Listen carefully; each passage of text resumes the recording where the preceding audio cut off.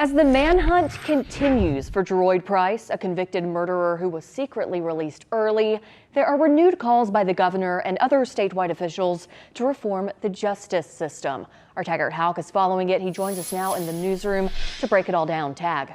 Cindy, and as we speak, the attorney for Price is now urging Price to turn himself in. Started urging him yesterday to turn himself in.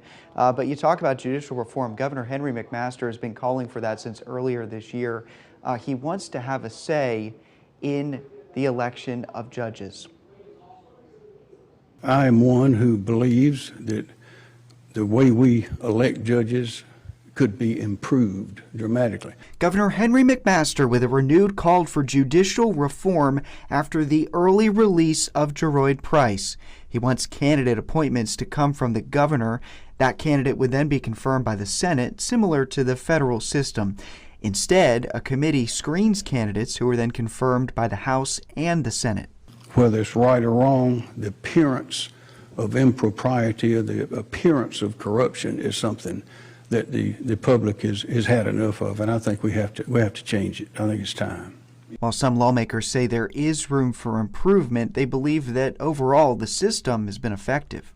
The process results overwhelmingly in highly qualified, competent judges who follow the law and who perform their duties exceptionally well. Are there problems in any system? Yes. It is likely the governor could get participation on the committee that screens candidates rather than cutting out the House altogether. The most likely form that would take would be for the governor to nominate individuals to serve on the Judicial Merit Selection Committee.